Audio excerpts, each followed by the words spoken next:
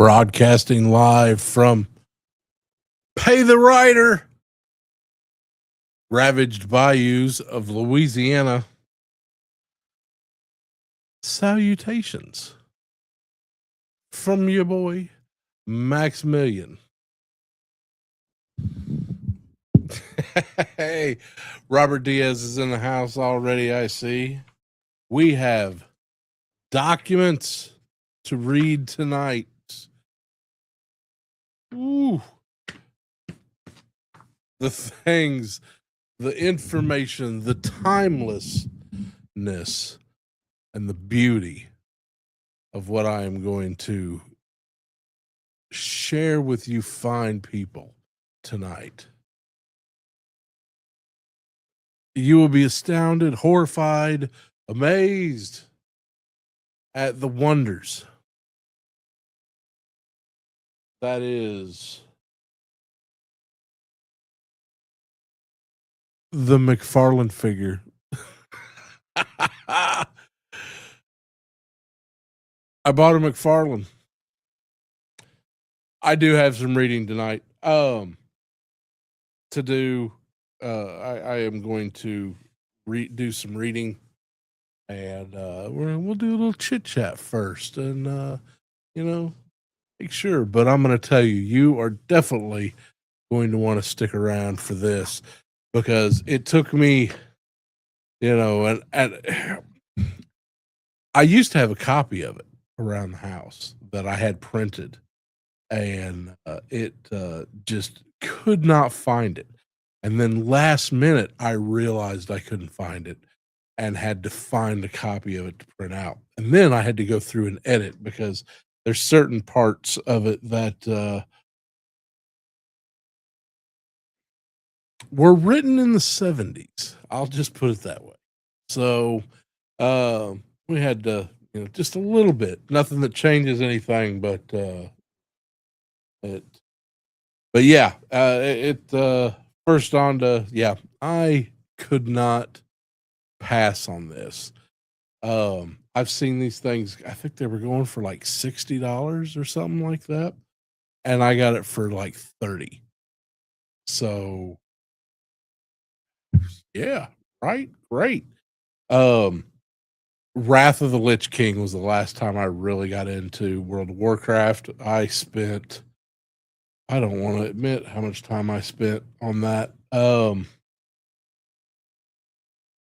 If all McFarlane figures were as good as this, then I would.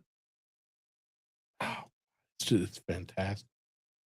And the little secondary head sculpts that you get are just of Arthas, phenomenal, absolutely. And Frostmourne, Frostmourne needs a little bit more. Some of the runes need, and it does have a little bit of that Hasbro wobbly, but it's if you guys hear my cat meowing too much tonight, there's nothing to be done about it. She is 17 years old. That cat just cannot stop roaring. So it is what it is. But yeah, Wrath of the Lich King. I mean, just look at that. You just beat somebody with that much plastic.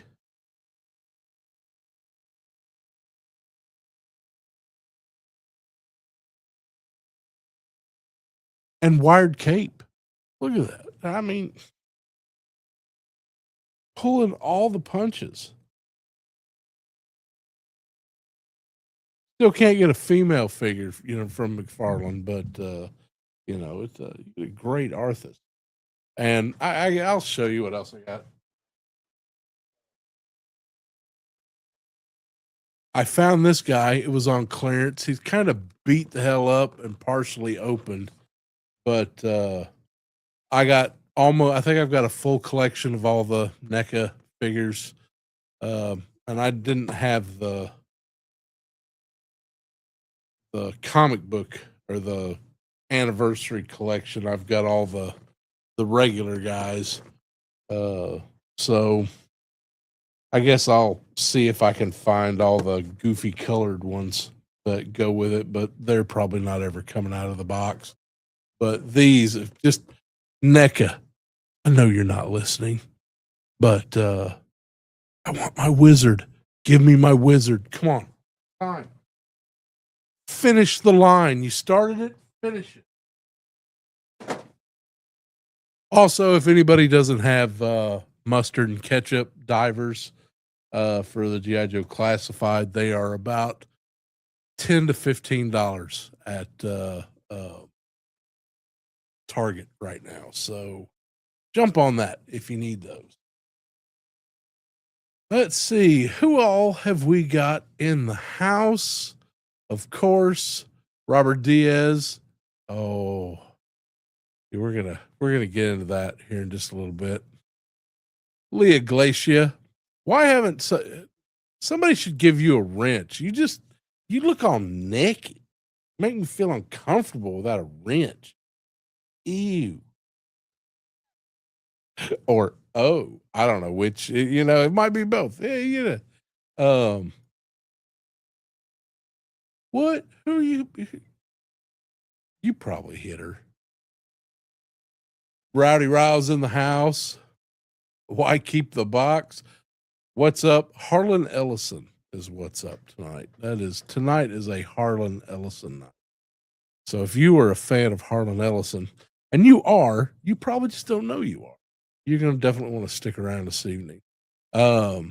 Larry, of course, the man who just the premise of putting on a show is better than any melatonin that I could ever take. It's like, I'm going to go live at 6, 4 o'clock. I am out like a light. But I'm definitely replay squad when I wake up. I try to make it live, but I'm going to, anyway. I've always been on the dark side.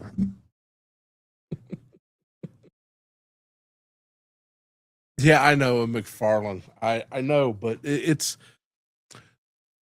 Wrath of the Lich King was such an amazing story.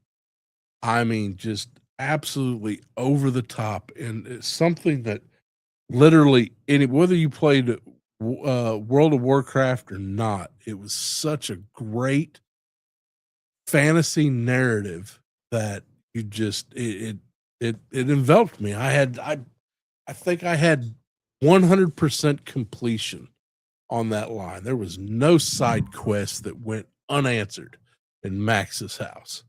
Okay.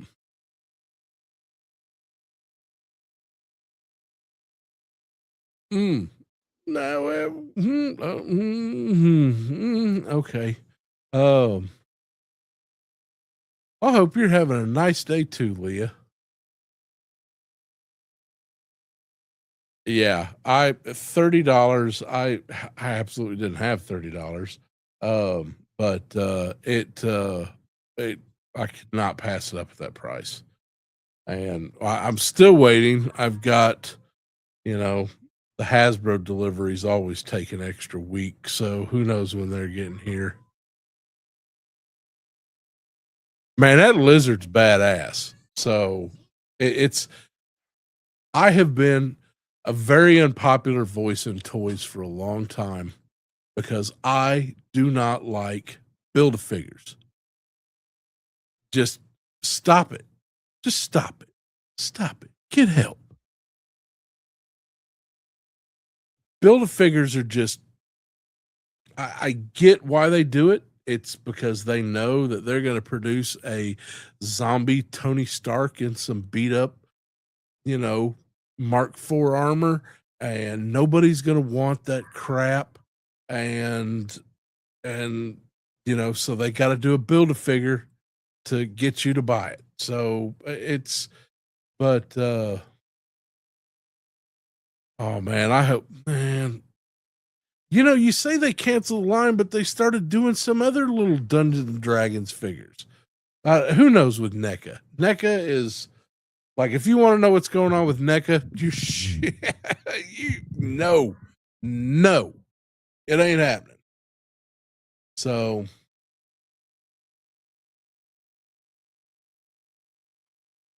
oh, you talking about the Lich King hitting clearance?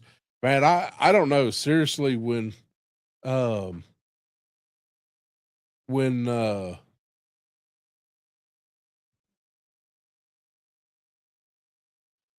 um when this thing was announced, I was not impressed with the look of it. I didn't think it was.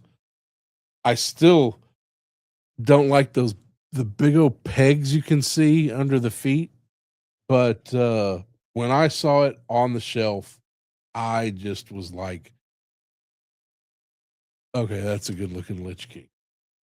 Um, and you do not see many uh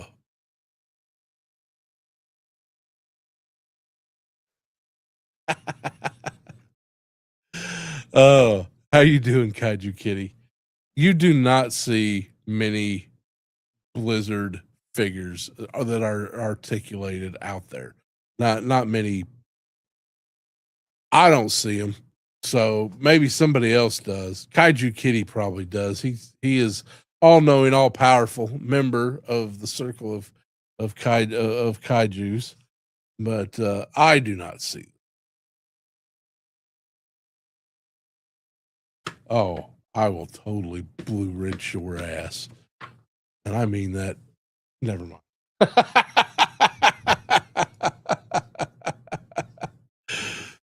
Anyway, oh yeah, you know what? I get that. There's you love it or hate it. You love it or hate it. You either build a figure as your gig, or piss on that shit. And it's just I don't. If you buy everything, it's not a big deal. But I literally know people who have boxes upon boxes of just parts. Just parts. You need a build a figure part, they've probably got it, except the one you need. They ain't got that one. They're out of that one. That was a popular one. They didn't get that one. Oh. Chaos. How are you doing, ma'am? Hi, Max. First time I played WoW, I walked around looking at everything in places I should. Yeah. Oh, absolutely. Listen, I played WoW right up. There was this thing you can do if you're a hardcore WoW player. You do /played, and it will tell you to the second how long you've been playing that game. And when it said 370 something days, I put down the controller and I haven't looked at that game since. And also Cataclysm and everything after that has sucked. So I don't just,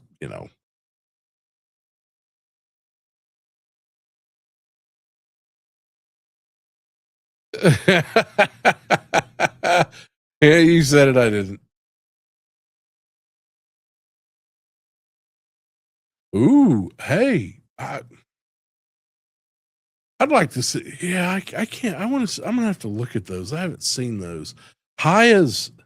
I really. I love what they're doing with those 4-inch like GI Joe figures. They're basically just the same thing as but those face sculpts are horrendous. So I'm hoping that the Ghost in the Shell. I love Ghost in the Shell.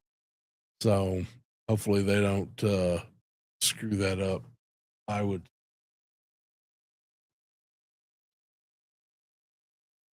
I'm really hoping that Blocky starts doing Ghost in the Shell. Bandai is never going to allow that, but I can hope.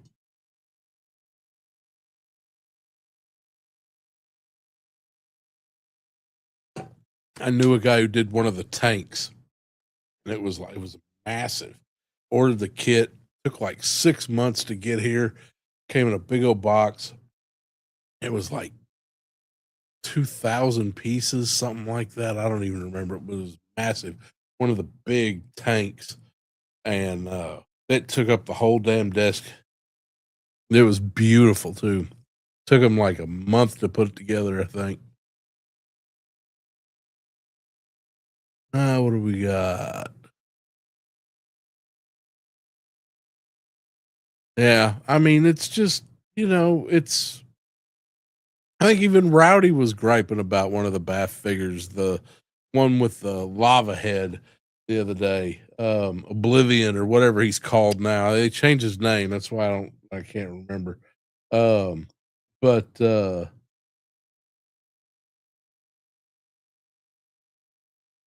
she's still waiting on another part. So, it higher Godzilla figures are worth higher prices. Can't speak for the other figures, but the $30 for 1/18th scale seems weird to me. Yeah, I mean, if you're talking about like, Green Valley and some of the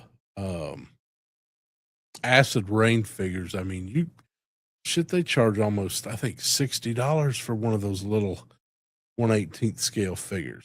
So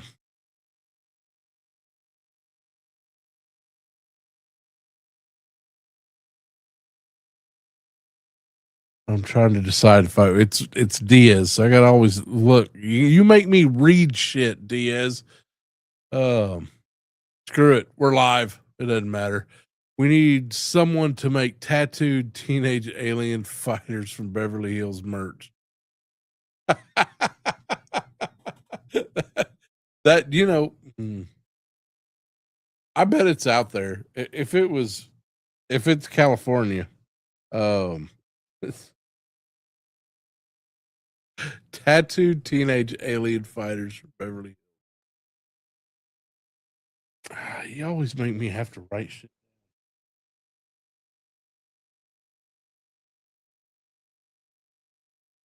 I don't know. What did you do? Like 3 minutes have passed. I don't know. It All right.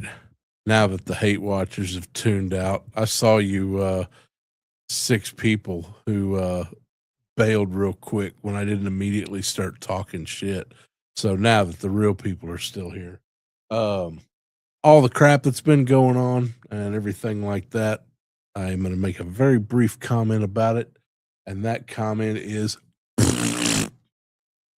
I'm done talking about you.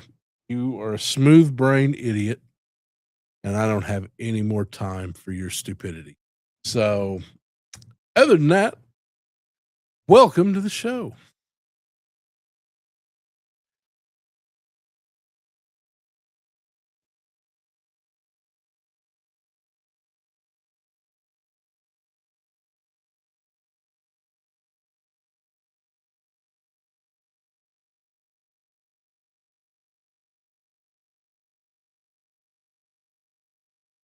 Hmm. I had something. I was trying to get it back, and it just wasn't coming. Um, Before I forget, of course, I'm going to do a couple promotions. Rowdy is still doing her promotion. I believe, Rowdy, you're in there. Make sure that you put a link. She's got t-shirts. She's got stickers. They're still on this sheet because I still haven't figured out where I want to stick them, and they'll stick to anything. Um, but make sure that you get some of these ordered. They go to the Trevor Project, and it is a good cause. And uh, just do it. Just do it. And you know what? You give to a good cause, and you get a shirt and stickers. Who doesn't like stickers? And of course, today I did get a chance to. If I'm a little off today, I'm ready to start reading this because it's going to take about an hour to read through. Um, and it was written in the 70s by Harlan Ellison, so there's going to be, how to do a little editing. Just a little bit of editing. Um,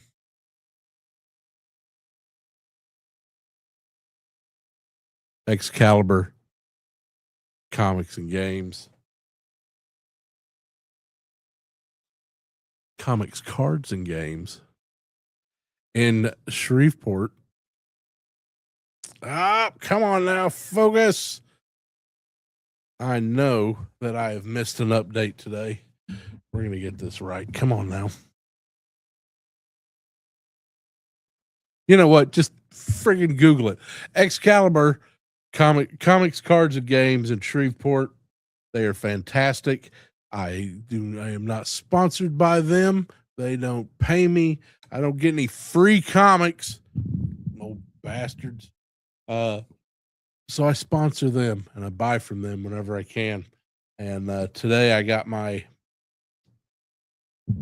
new Larry Hama comic, and they've been doing a really neat series on issue 21 of GI Joe was kind of groundbreaking. It was the silent issue, and no words. Snake Eyes breaks into Castle Destro and saves Scarlet, and it was just beautiful art. Some of the most beautiful artwork in all of GI Joe comics. Great idea, great script, and great cover art. So they've been doing with Image. They've been doing some more silent issues, and it's a great series. First, they did like some with Beachhead and a couple others. Now they're doing a few silent issues with Baroness, Copperhead, Firefly, and they're really, really worth picking up. So, but yeah, they're fantastic. I also got book 3 of my GI Joe compendium today. So, but it really sucks for me to bend down there and open up my comic boxes and dig everything out. And after being up since 5 o'clock this morning, driving my wife to Shreveport, um, it you're getting what you get today, folks. But and what you're gonna get is this: the 3 most important things in life. And you're like, what does that got to do with the title of your show, Max? Well, you're gonna have to stick around and find out.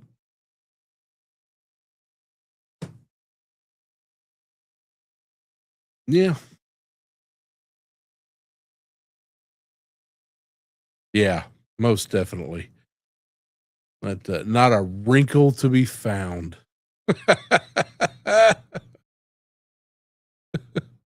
Oh man. It I was what was I was considering keeping this McFarlane box, and I was like, man, it's McFarlane. I'm like, no, just uh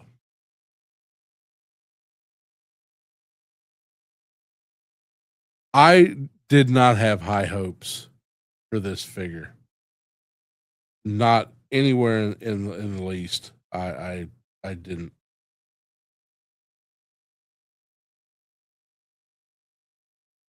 But if you get it, if you're a fan of Warcraft, I really recommend. And if you want me to talk about it some more, tune in. I'm sure Rowdy's going to be doing one of her shows on Sunday, and I will have some pickups to talk about. Well, because it's Thursday, and you ain't got no job, and you ain't got shit to do, I'm gonna get you high today.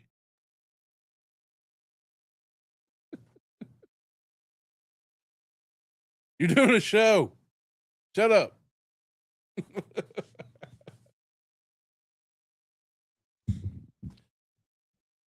I had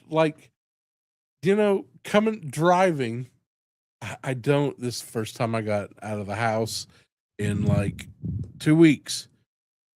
2 weeks. I have just been stuck in this house, and I'm going to tell you, cabin fever is it's a real thing. It's been driving me nuts, and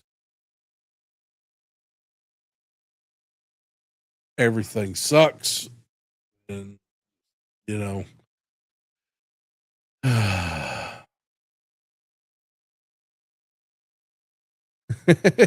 And you know this.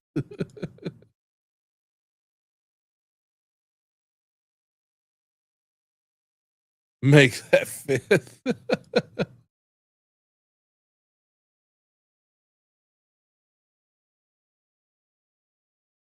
I, you know, I didn't completely hate that World of Warcraft. I thought that it was I thought it was a poor setup for people on, when this is something that as collectors and hobbyists that we kind of take for granted. We become involved in what we care about. We get knowledge on what we care about. If you like Star Wars, you're going to watch Star Wars movies. You can get some facts. Did you know that Carrie Fisher, wearing the slave outfit, looked down and said and her words were on you bent just right, you could see Florida. You're going to learn little facts like that. If you like Warcraft, you're gonna, learn the history, like the story of Arthas and how he got Frostmourne and became the Lich King, and in the end he was kind of an anti-hero. Anyway, no spoilers. But it's you're gonna learn about that, but you just automatically assume because you get so involved in this that everybody knows what the fuck you're talking about.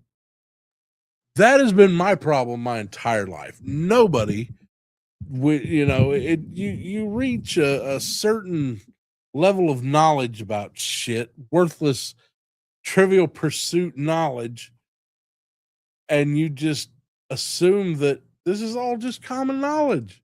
No, it's not, and some people don't care. Warcraft, the movie, was a perfect example of this. It was a beautiful movie. I mean, they really did a good job on setup, on the just everything about that movie was great, except story. It just they couldn't.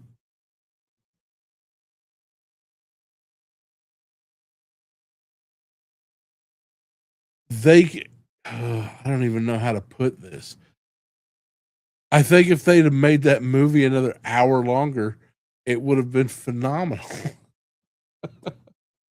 Because there's just so much lore that I literally gave a year of my life to learn it. A year gone behind a keyboard playing World of Warcraft.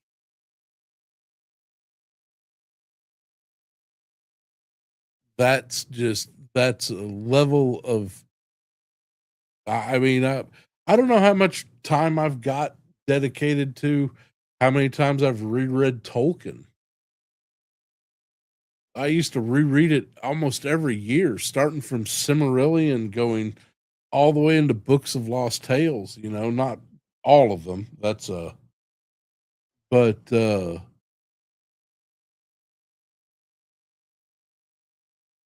oh god, the Robotech novels. Reread the Robert Jordan and Wheel of Time series. You want to talk about rereads? Whew. But I don't know. Anyway, I don't know where I'm going with all this point. Anyway, I liked Warcraft movie. That's where I was going with that. What the fuck you talking about, Mac?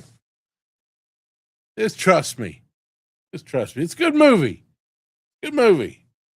Watch it. If you don't, Diaz is going to make you watch Santa Jaws, and you know how much he loves people watching that.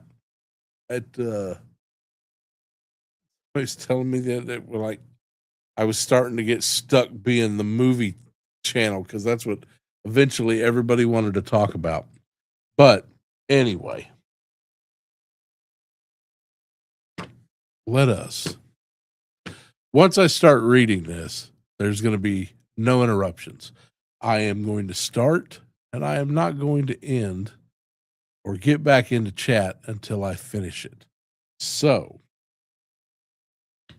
if we don't have anything else happening, I'm going to go ahead and get started on this because I know it is going to take me at least, we're at the 31-minute mark. I bet it takes me an hour to finish this. Maybe not. I don't know. It took me 2 hours to edit the whole thing. So we'll see. Read. All right. Here we go.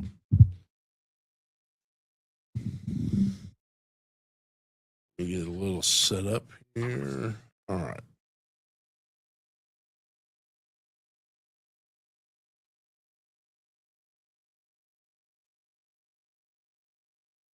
I don't need this.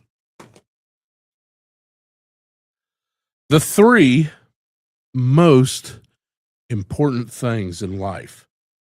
Copyright 1978 by the Kilimanjaro Corporation. This work appears online via special arrangement with the author, Harlan Ellison. You can thank him by visiting the Herc store, which no longer exists, so just reader's note. Go buy a Harlan Ellison book. Copying or distributing or disputing any part of this piece for personal use, commercial use, or any use you can come up with is strictly forbidden. Breaking this rule will result in the author coming down on you like a proverbial hand of God, or bearing the author finding out you're being forced to spend 15,000 years in purgatory watching the same 3 episodes of Perfect Strangers. So now you understand the sacrifice that I am giving to you all. 15,000 years. The 3 most important things in life. I've looked everywhere, and I'll be damned if I can find it. But I know I read that passage somewhere. I think in Kerouac, but I can't locate it now. So you just have to go along with me that it's there. Would I lie to you? It's a scene in which a young supplicant, an aspiring poet, somebody that seeks out this knowledgeable old philosopher, kind of like Bukowski or Henry Miller figure in Paris or New York or some such bustling metropolitan city. And the kid comes up to the old guru in his ratty apartment, and he sort of kind of asks him that old saw about the meaning of life. Correction. Life! He squats there and says to the old man, what's it all about? What's it mean? Huh? And the old man purses his lip, beetles his brow, and he perceives the kid is really serious about this. Not just jerk off time. So he nods sagely and clasps his hands behind his back And he walks to the window and stares out at the deep city for a while. Just sort of kind of ponders for a while. And finally, he turns to the kid and says, with core seriousness, you know, there's a lot of bastards out there. Now, that's pretty significant, I think. On the other hand, I've never made my residence in a stalactite festooned cave high up on the northern massif of Chomolungma, Chomolungma, Everest to you. I have never been sought out by fawning sycophants, whimpering to abase themselves before my wisdom, hungering to prostrate themselves and offer oblations at the altar of my Delphic insights. In short, unlike the great thinkers of our time, who appear regularly on talk show, Merv Griffin, Debbie Boone, Zaza Gabor, and Jim Neighbors leap instantly to mind, I doubt that the Oxford Encyclopedia of Philosophy will ever curb from my notes. Nonetheless, having become something of an in-group cult figure amongst those with high death wish profile and a taste for cheap thrills, I am often asked, what's the big secret, Ellison? At college lectures, for instance, the bright-eyed young people, the great hope of our society, come up to me in murmur and I can't even say this, reverential tones. Want to buy a lid of tough Filipino scarlet? Naturally, I try to demonstrate a certain humility in the face of such trust and innocence. I try to explain that life is real, life is earnest. In my own toe-scuffing fashion, I attempt to encapsulate on 3 or 4 apocryphal phrases the ethical structure of the universe,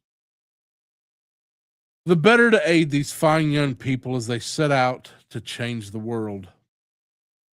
And from this long, terrifically fascinating life of encounters and adventures, I have selected 3 examples. What I think are the most important things in life. Notes should be taken. This will count as 60% of your grade. Number 1, sex. I could have started with one of the more esoteric of the 3, but I know your attention span is short. And in lieu of playing The Saints Go Marching In, I decided it was best to catch your notice with instant sleaze. Sex is one of the most important things in life. It comes built into the machine. Understanding sex is real important, you know? And it's not enough to just say all men are shits or what the fuck do women want? That's good for openers, but one must press on to deeper insights. As an aid to your greater search, I offer the following anecdote from my own humble experience, and only minimally exaggerated retelling of the single kinkiest sexual encounter I ever had. Bum, bum, bum.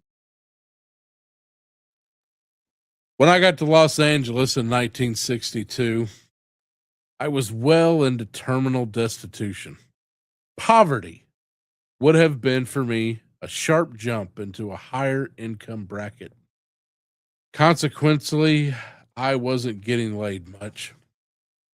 More astute observers than I have charted the correlations between one's D&B rating and one's attraction for members of the same or opposite sex. However, I met this young woman at Stats Charbroiler one afternoon and somehow conned her into accepting the date. It has been 15 years since that encounter, but I remember her name today as clearly as if it had been entangled on my brain with a jackhammer. Brenda. Subsequently constructed female person, blonde honey of hair, amber of eye, insouciant of manner, and expansive of bosom, and we exchanged pleasantries. I explained that I was new to LA and was, in fact, a published author. She went for it. I took her phone number and address and promised to pick her up the following Saturday night around 8 for a rollicking evening of camaraderie and good times, cleverly scaled to my non existent finances. Long walks in the bracing night air, that kind of thing. Come Saturday, I had hand washed the wretched 51 Ford that had brought me to California from Chicago and New York, and dressed as spiffily as I could manage, aware at all times of the fact that having postponed a good number of meals, I dropped my weight to about 90 pounds, and I was beginning to take on the appearance of a card-carrying rickets case. I drove to her home, which was in the posh Brentwood section of Beverly Hills. I walked to the ornate apartment door of the Garden Lanai and rang the bell. Nothing happened. I waited and rang again. Nothing happened. Minutes passed, and I began thinking unworthy thoughts about Brenda's ethics. Finally, I heard footsteps from within, and the door was flung open. There stood Brenda in her slip, with machines in her hair. Come in, she said huffily, as I had interrupted her at the precise moment as which she had been decoding the DNA molecule for something equally as significant. I'm running a little late. I have to finish doing my hair. Well, come in already. I stepped into the foyer, standing on a ribbed plastic runner that stretched out into the distance. As she closed the door behind me, I began to make a step off of the plastic stripping so the door wouldn't hit me. My foot was poised in mid-step as she let out a shriek. Oh, not the carpet! Mama just had it shervossed in today. Google it, kids. I spun, widdershins, barely managing to balance myself on one leg like a flamingo. I steadied myself on the plastic runner and looked to my right, the direction my errant foot would have carried me. There, stretching off into the distant horizon, flooring a living room only slightly smaller than Bosnia, lay the perfunct lunatic symbol of the upwardly mobile Nouveau Riche household. A white carpet, deepest pile. A veritable Sargasso sea of insane white carpet. Who but nutcases would carpet a room in which such human beings are supposed to relax in white, for Christ's sakes? With a nap pathologically lying all in one direction. Clearly having been carpet swept by Nubian slave labor, so it was anal retentive flowing in one unbroken tide. Hours had been spent making sure each bloody fiber lay in that north by northwest direction. Stay on the runner. I won't be long, Brenda commanded. I've got to stay on the runner? Sure. Just stay there. I won't be out. I'll be out in a minute. And she vanished back into the bowels of the Cyclopean domicile, leaving me standing frozen and tremendously in my in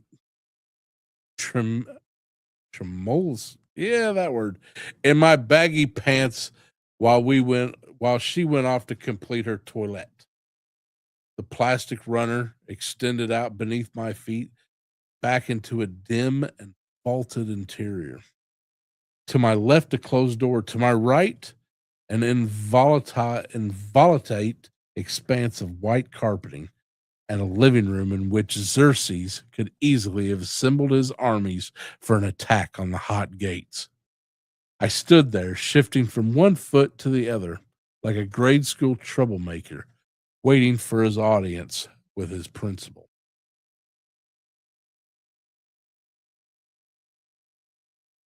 As time went by, slowly, I waited and heard nothing from the back of the residence.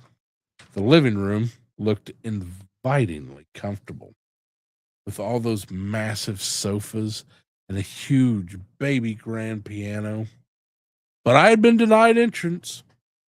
Felt like Howard Carter and Lord Carnarvon standing at the doorway to the antechamber of Tutankhamun's tomb, vouching to enter a space unvisited for 3,000 years, but fearing the terrible wrath of beware all who violate the sacred space. Now, I don't know about you, friends, but leave me all alone someplace with nothing to amuse me for any extended period of time, I will sure as shit get in trouble. And so, possessed by some devil demon from my childhood, I became obsessed by the purity of that goddamn carpet. I stared at its unblemished white expanse, that sea of bleached grass rippling away into forever. And finally, when it was either do something or go bug fuck, I stepped to the edge of the plastic runner, crouched, and jumped as far out into the carpet as I could. There was no way of knowing where I'd come from. My footprints just magically appeared out there. I hesitated only a moment, and then, scuffling my feet to produce impressions in the carpet, I began spelling out the classic Chaucerian fuck. Phuque. In letters 4 feet high in virginal white carpet. And I was just putting the dot on the exclamation mark when I heard a strangled ah behind me. I turned, and there stood the missing Brenda,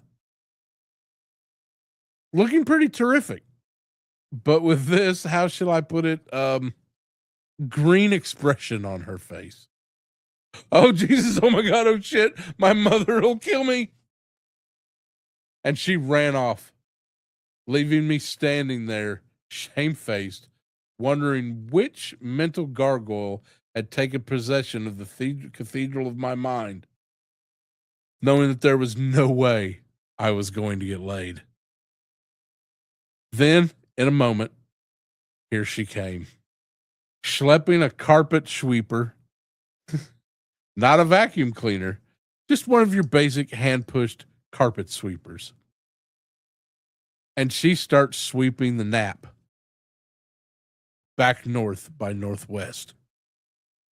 And I watched this demented scene for about 30 seconds until it got more than I could handle.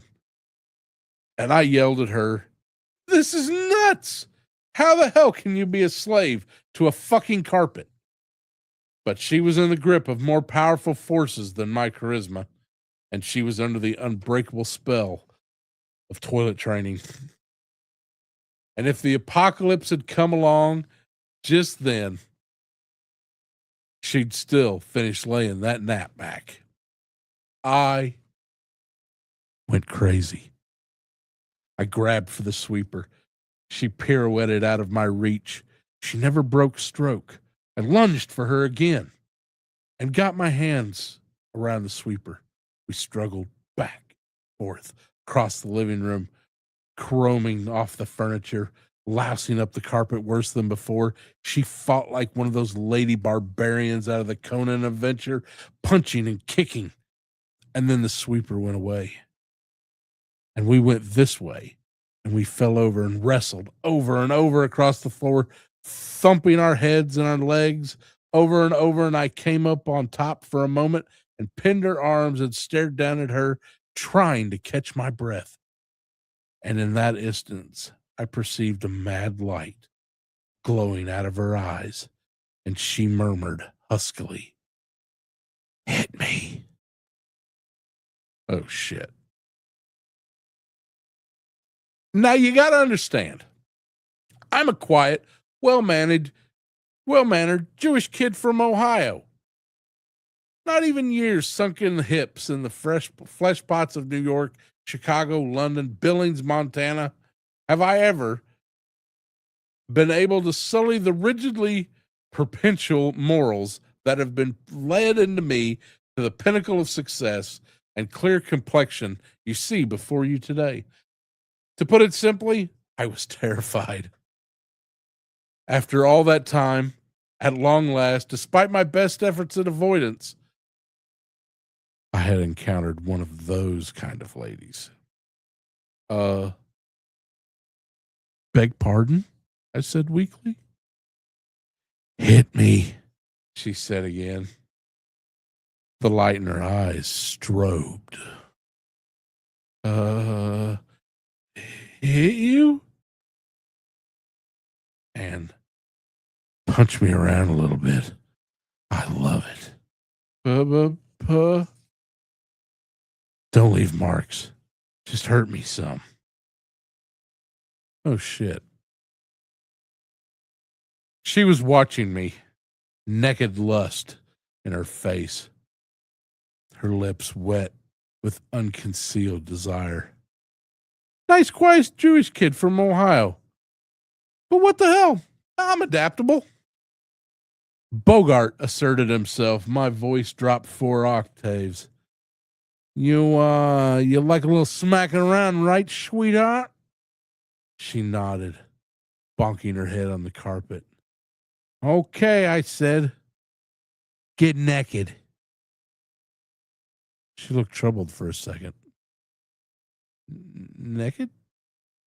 Now, I said, my voice a brutal rasp. I got off her, stood over her as she stripped out of her clothes. My eyes slitted, my jaws tensed. I watched silently. And when she was naked, and pretty terrific she was, I might add, I said, okay, lie on your back. She lay down again. For a crazed moment, I wanted to tell her, make an angel, like we used to do back when there was heavy snow in Ohio. You lie on your back, you flap your arms up and down, making angel wings. But I didn't. That would have been really crazy. The heavy drapes of the living room windows were secured by thick gold cord ropes with tassels. I unhooked 4 of them, wrapped one around her left leg, secured it, and tied one leg to the baby grand. And then I did the same to her right leg and attached it to the piano on the other side. And one arm, stretched above her head, fastened to the leg of the massive sectional sofa. The other arm to the other post of the sofa. She was spread-eagled, right in the middle of the word fuck! Exclamation point without the period. Out flat on her back, her perspiring body trembling with barely restrained passion. Can you move? She tried, shook her head. Tied down tight, can't get loose? She nodded again, breathing raggedly. Terrific, I said, heading for the door. Say hello to your mama for me and thank her for the chicken soup. And I ran for my life. All I could think of was when her mother got home that night and found her baby girl stacked out like a gazelle at the watering hole. Take one look at this monster steen, start screaming, my carpet! You ask me if sex is one of the most important things in life. Absolutely. But lack of it is even likelier to drive you nuts.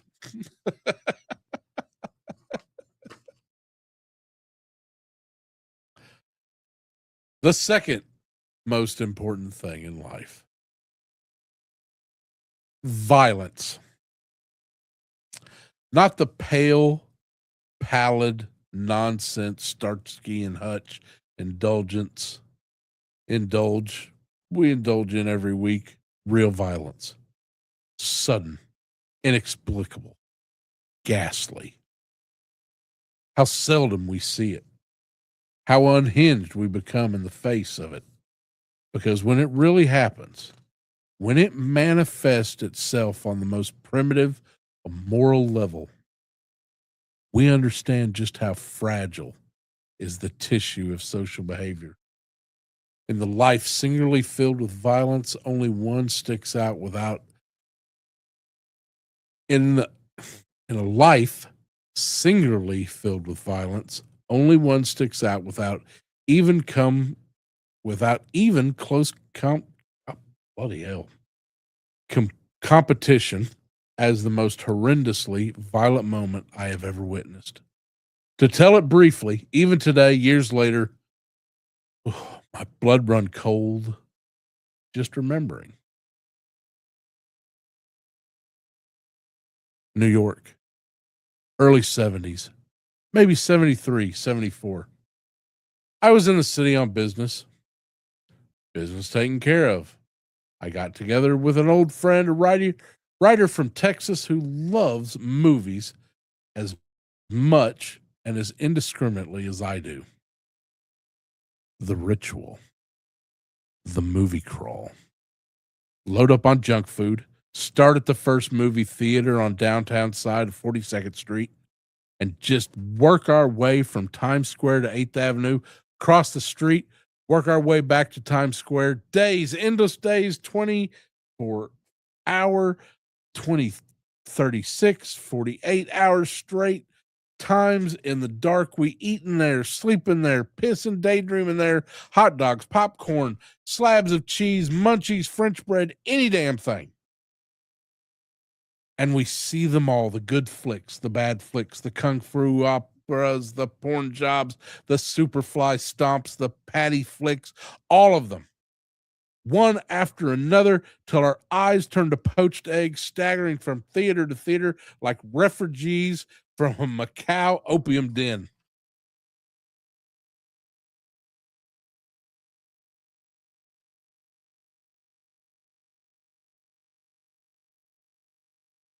I don't remember the name of the particular theater, but it was on the uptown side of 42nd Street, close to Broadway, something like 4 in the morning. My buddy and I were almost totally cacked out. I remember the double bill, however.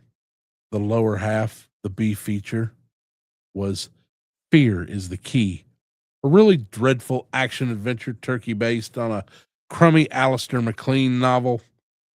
The main feature was Save the Tiger, a contemporary drama starring Jack Lemmon. He won an Oscar for that role. And there we slumped, way the hell up in the balcony, our knees jammed under our chins. Best seats in almost an empty house. 4 a.m., 2 rows below us, and it was steep up there. What I'm talking here is damn near perpendicular. Some dude was just juiced out asleep, lying across 3 or 4 seats, snoring. My buddy, the Texas rider, was dead asleep, having polished off of the recent meal of 3 boxes of Good and Plenty and a frozen chocolate covered banana on a stick. And blessedly, Fear is the Key ends and Save the Tiger begins.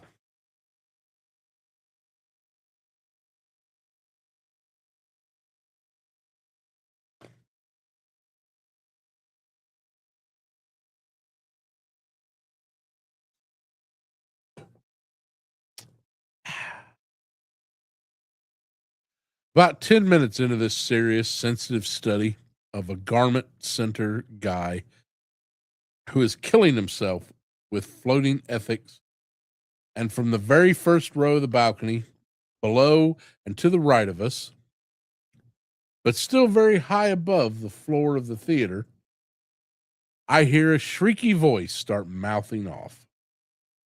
Dialogue straight out of $100 Misunderstanding.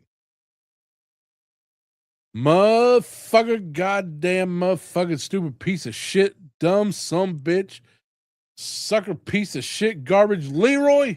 Hey, you some bitch prick, Leroy, get the fuck out of here, Leroy. Clearly, the critic in the first row of the balcony found this deeply penetrating study of the middle class morality, as seen through the dissolution of Jack Lemon's knockoff sweatshop, less than relevant to the existence of as a mid 20th century denizen of the shitty slum to which he would wind his way back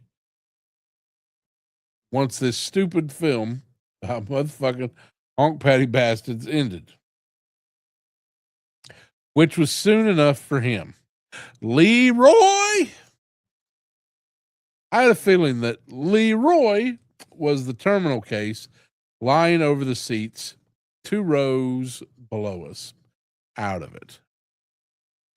Well, I peer through the gloom and I see the dude down there in the front row of the balcony, his feet up on the brass rail, his partner beside him, silently watching the film, but not stopping the noise.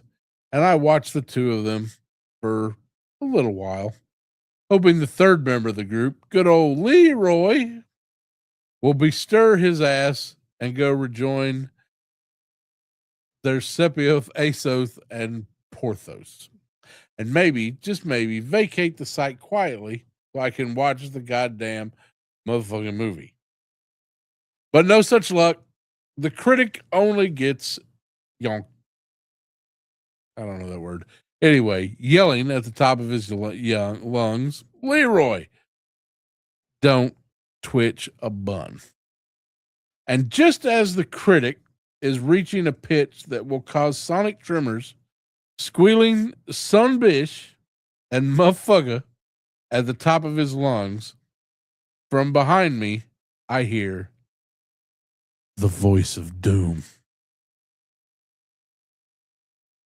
Shut your face before I come down there and kill you.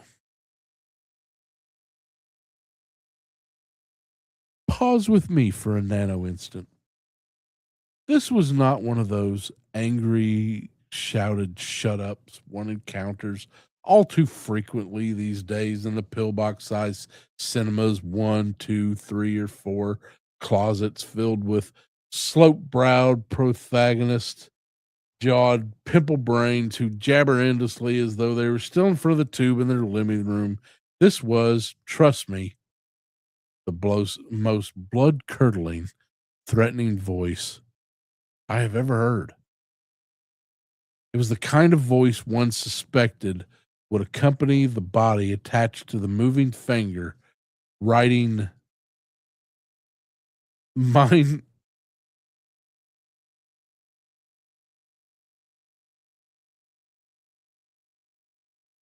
Reader's intermission.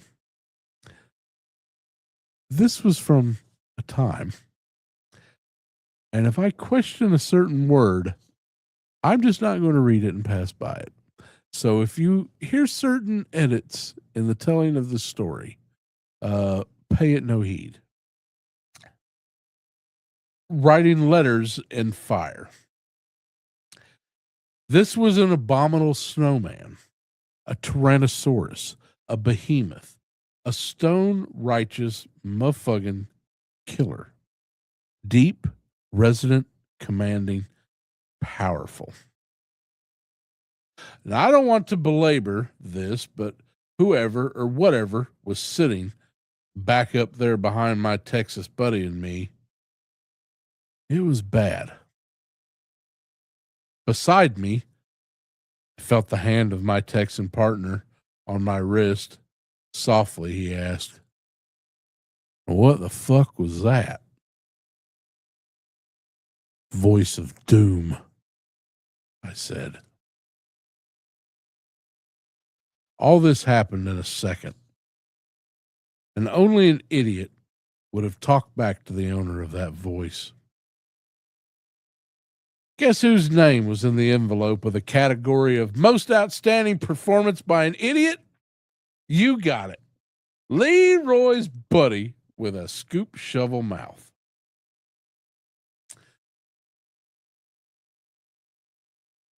Is violence important in this life?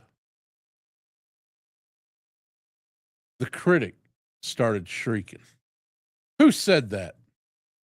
Who said that goddamn shit to me? You come on down here. I'm going to cut you. I'm going to cut you, motherfucker. And he did go on and on and on. Oh, shit, I murmured, slumping down even deeper into the seat till my knees were up around my ears like a grasshopper. Beside me, my Texas buddy was praying in high church Latin, Yiddish, and Sufi all at the same time. I do believe that joker down the first row of that cockroach-ridden movie house was the single dumbest son of a bitch I have ever encountered. And what happened next was the swiftest, most deadliest moment of violence I have ever seen. Motormouth was still working over the conjunction of to cut when suddenly, and without warning, there was a rush of wind past me. Down those steep steps, fast, so damn fast, I couldn't make out whether it was a human or a yeti or simply some terrifying force of nature. And all that I saw was a dark blur as something big went smoothly down to the front row. Something gigantic moved into that row. And that stupid son of a bitch joker just stood up, still working his wet jaw, as if he could do something against that huge dude that came to silence him. That monstrous fury just grabbed Motormouth by the front of his shirt and yanked and pitched him head first over the rail. I heard a terrifying scream as the guy fell, and then a sickening crack, like the snapping of a Tang Dynasty chopstick. And then there was silence. The only sounds were Jack Lemmon talking about what emotional violence he was suffering. Shut up, Lemmon. No one in the theater moved. There weren't that many people anyhow. Just my buddy and me, sleeping Leroy, and my buddy and the buddy of the guy who'd taken the dive, and that humongous shape in the balcony. And if there was anyone down below, they weren't saying anything. The diver's buddy didn't move or look around or say a word. He just sat there staring straight ahead as if he could not possibly have found anything more interesting in the universe to think about than Jack Lemmon's problems. The dark shape moved back up the aisle. I didn't look left or right. Saw nothing, Jim. Nothing. And it went up past me and was gone. I watched that entire flick in silence. No one moved to see if the diver was still alive. After a moment's wait, the diver's buddy slipped out of the balcony like oil washing down a gutter and was gone from below. Nothing. And when the film was finished and the lights came up, we rose, turned slowly. The balcony was empty. Leroy was still tabula rasa. Just us. All alone. I looked at my buddy from Texas, and he looked at me, and without saying a word, we walked down that precarious stairway and came to the railing, peered over. The diver lay across the back of a shattered seat. He was bent double, stomach up. His spine was broken. He didn't move. The theater was empty. We walked back up the aisle, through the upper vestibule, down the winding staircase into the lobby and out, and we didn't look back. No one could help the diver. We wanted to get away. We never spoke of it to each other. It was sudden, not a word, not a second threat, no false heroics like two stumbled bums in the alley outside a bar, no feigning, no swinging. He just threw him, launched him out into eternity, and walked away from it because he was being disturbed in a movie.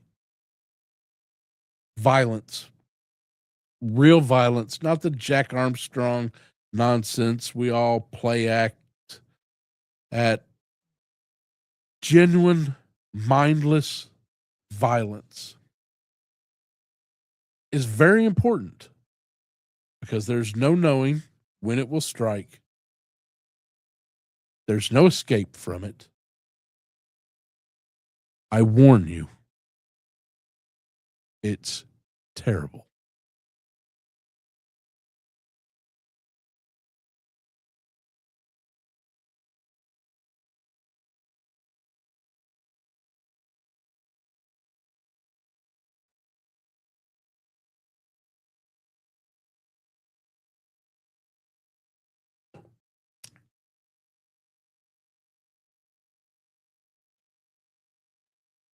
Number 3, labor relations. At least half of our waking life is spent trying to make ends meet. Slouching after the buck, keeping the rain off our heads. That means earning a living. Aren't you glad I clarified it for you? And whether you're on the paycheck or self-employed, whether you wait in line for the dole or cat burgle through windows in the wee hours, relations with them, as has the money, are vital. Not getting the employer pissed off, maintaining a posture that makes you indispensable, cannot be too strenuously stressed. One of the most important lessons one can learn in this tragic life, therefore, is what it takes to stay employed. And since almost any job will eventually drive you to erratic behavior, thus precipitating getting your tuchus laid off, offer the following heart-rending anecdote from my virtually cornucopial stock of life experiences as a classic example of what not to do.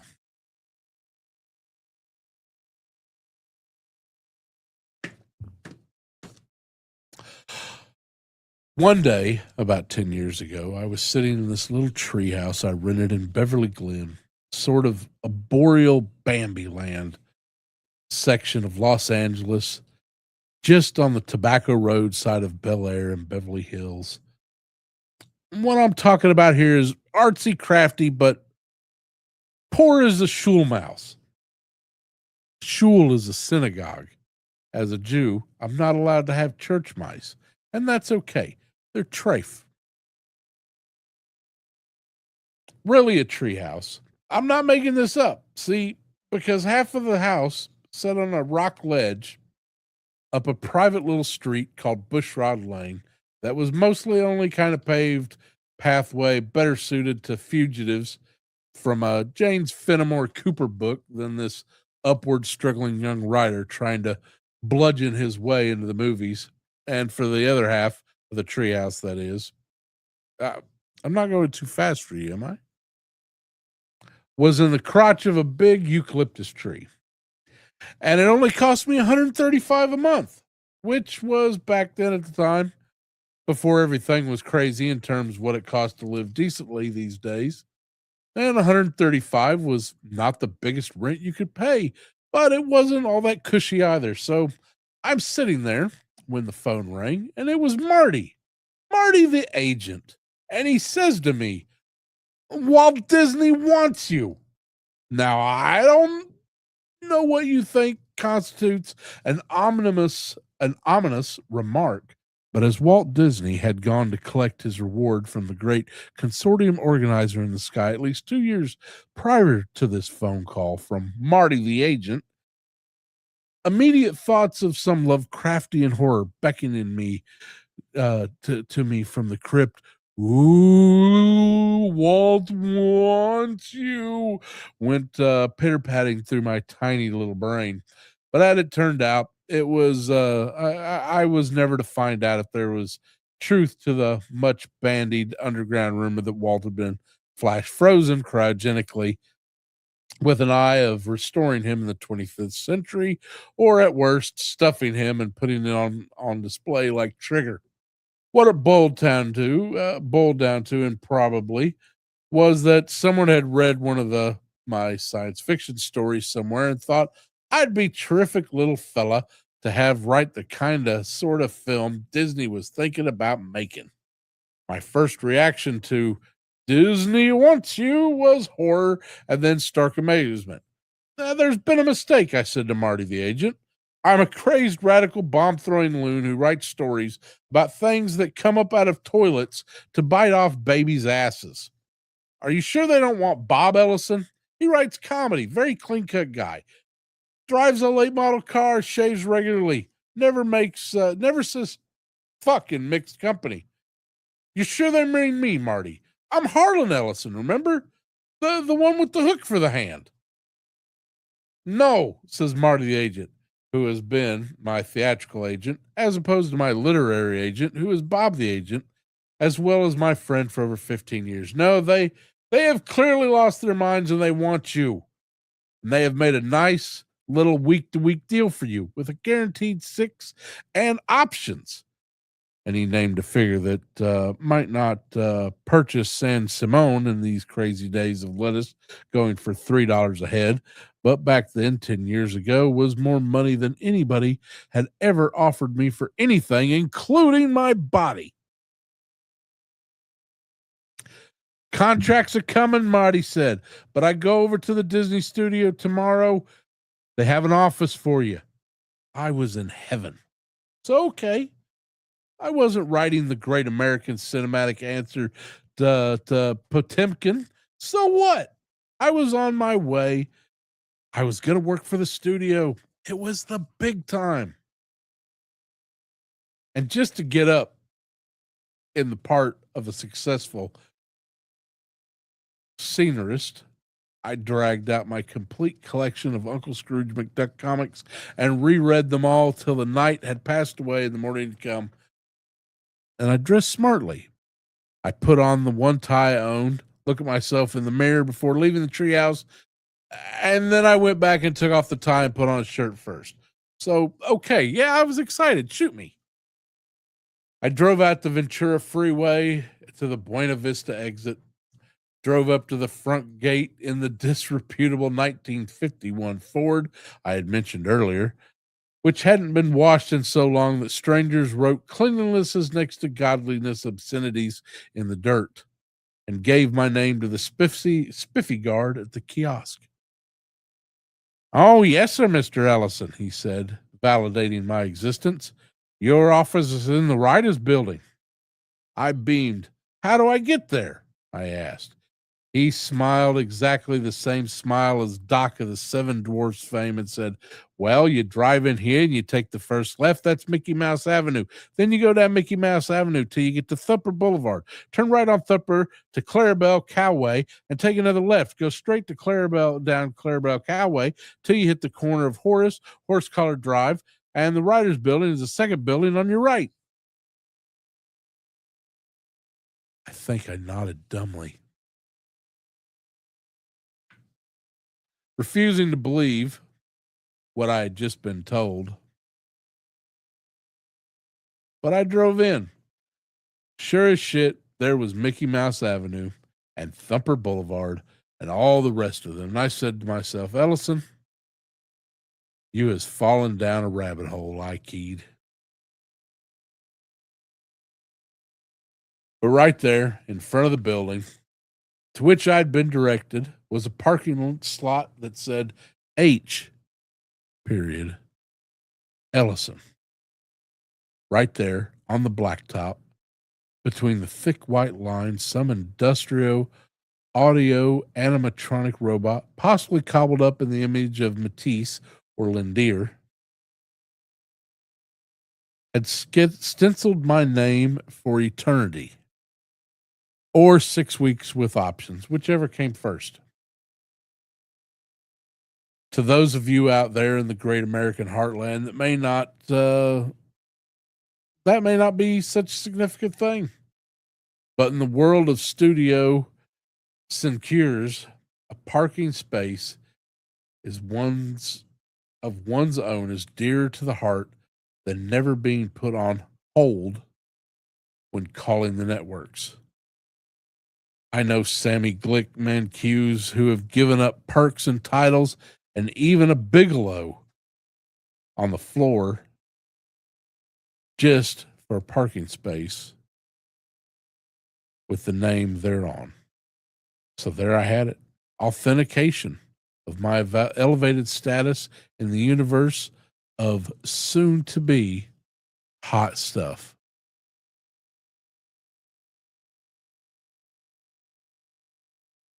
I walked into the building, and on the register, I found my name and office number. Walked upstairs, followed the numbers till I found my office, opened the door. It was a 2-room suite with a bathroom. The room I entered was the antechamber, and there, sitting behind her desk, reading a paperback nurse novel, was my secretary. No, change that from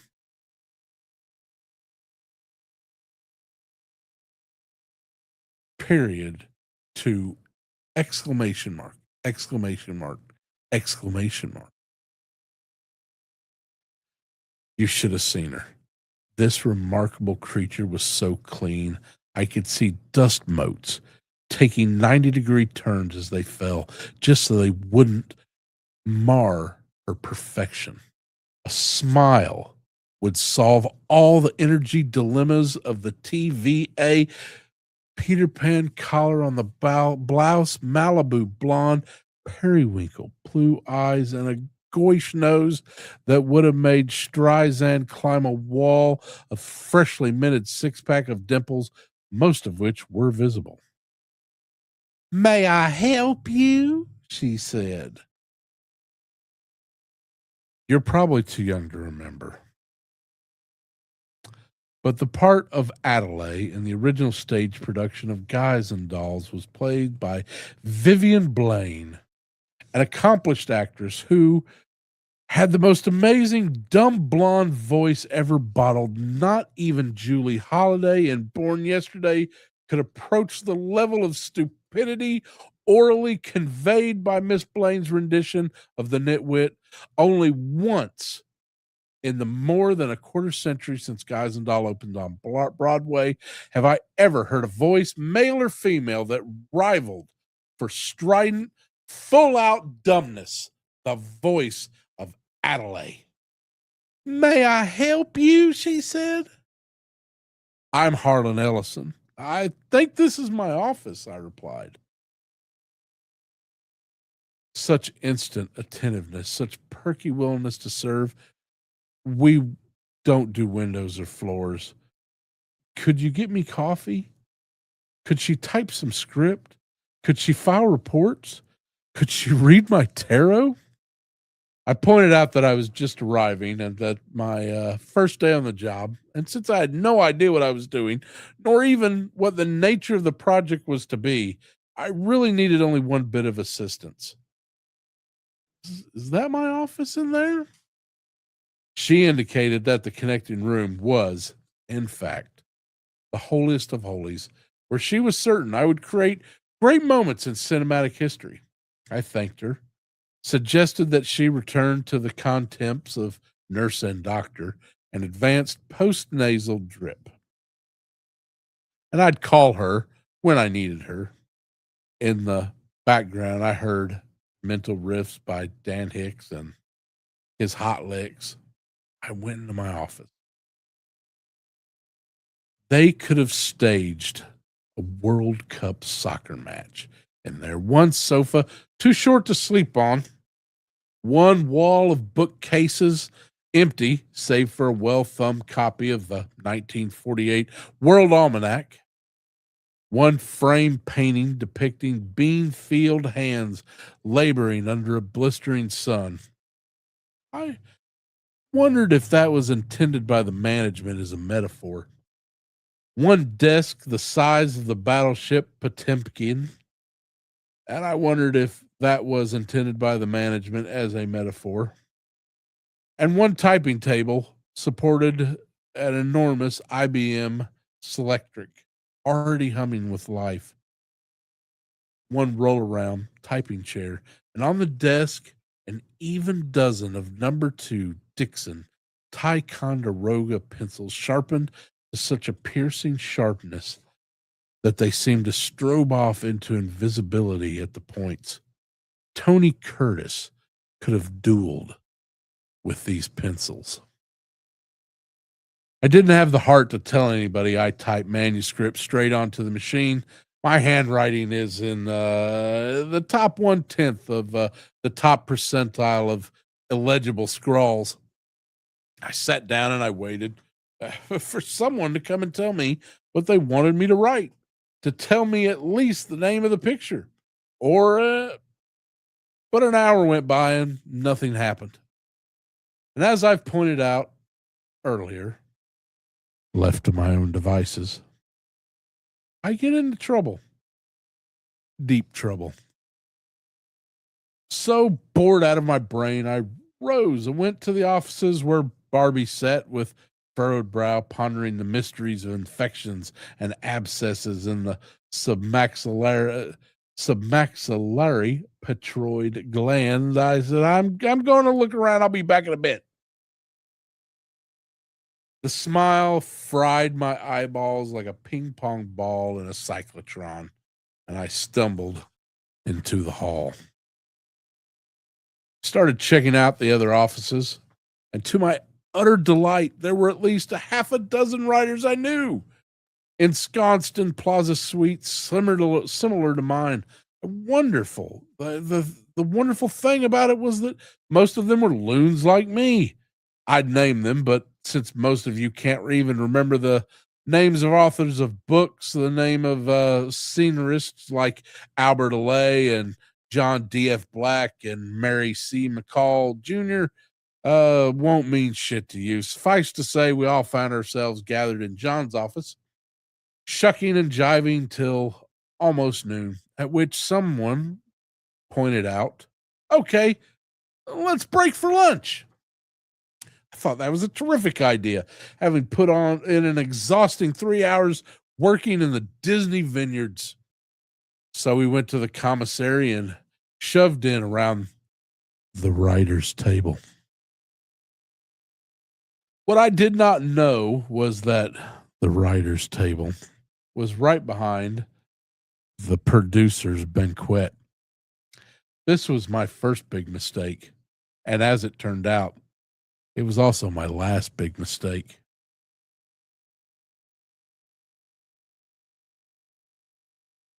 Oh, what fun. Sitting there with intellectual companions, cutting up touches and laughing at the Doyle trees.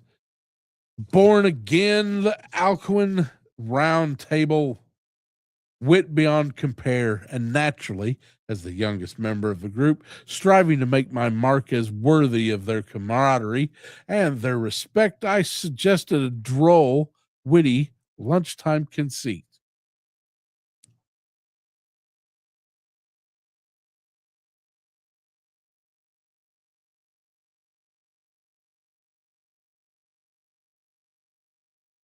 Two things you must know. First, do a terrific Mickey Mouse imitation. Absolutely phonographically perfect. If the publishers of this book had the money, they ought to bind in a record, one of those little plastic jobbies, so you could hear my spectacular Mickey imitation. When I tell you this anecdote in person, it really enhances a lot. But I just pretend you can hear it, okay? The second thing you need to know is that the producers' banquet had filled up with Roy Disney and the other heads of the studio behind me, a fact of which I was unaware. A fact no one bothered to impart. At the top of my voice, I suggested, hey, listen, what a kick. Why don't we do a porn Disney flick? Everyone smiled. It'll be terrific, I said loudly. I mean, everybody knows, for instance, that Tinkerbell does it. What they don't know is how she does it. They all looked at me expectantly. She flies up the head of the penis and flaps her wings like crazy, I said, proud of as hell of myself at this bit of fantasy. Everyone chuckled. I went on, oblivious to the sudden hush around me in the commissary. I'll be Mickey, and I'll be the director. John, you do a good Donald, so you can be the male porn lead. Sort of a duck-style Harry Reams. Mary, you can be Minnie, the female lead, and Albert, you can be Goofy, and Goofy, of course, he's the producer.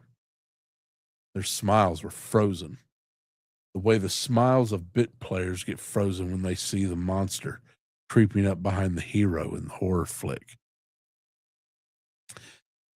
Hey, gang, I squeaked at my terrifically accurate Mickey voice. Everybody ready to shoot the ultimate Disney flick? The film that rips the lid off Goody Two-Shoes' hypocrisy and lies sweltering beneath the surface of true life adventures. Okay, you guys, let's get the handheld Airflex right down between Minnie's legs. I want to see close-ups of quivering libias.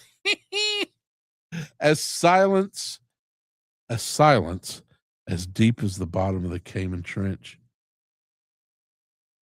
I went on, oblivious, carried along by my enthusiasm and Donald's quack. I said, God damn son of a bitch, Pluto, get out of here. You're steaming up the lens. As goofy in the dumbest voice possible, I said, yuck, yuck, yuck. Hey, fellas, I'm a highly paid, extremely inept producer person. Can I play too? As Mickey, yeah, fuck off, Goofy, fuck off. Get those 7 dwarves in here. I don't care if they don't want to gangbang a mouse. Tell them they're under contract. And for Christ's sakes, Minnie, will you take off those damn shoes? The meal came. Everyone addressed their plates like inmates of the Gulag Archipelago. The lunch was over. Everyone vanished quickly. I was confused, but felt good. What a nice little shtick I had invented. Wish they'd joined in. Oh, well. I went back to the office. Noticed first that my name had been whited out in the parking lot.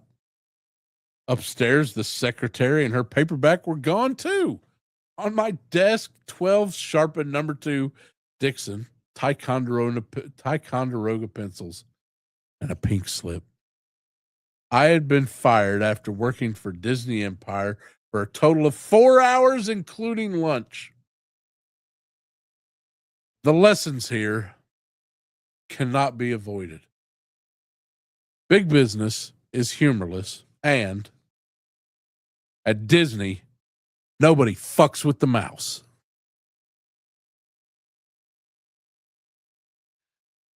The 3 Most Important Things in Life by Harlan Ellison. Copyright 1978 by the Kilimanjaro Corporation. In case you missed the warning about copying and distributing this piece at the beginning, just don't do it, okay? Okay?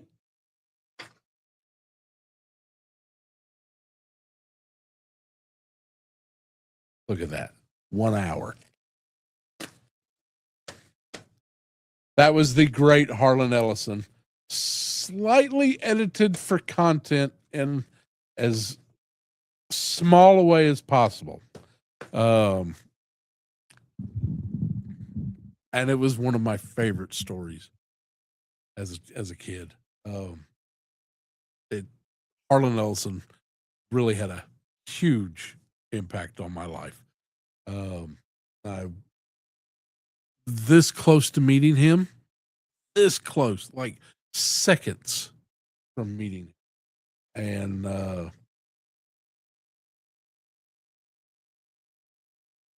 but listen, if you enjoyed this, go out and buy Harlan Ellison book.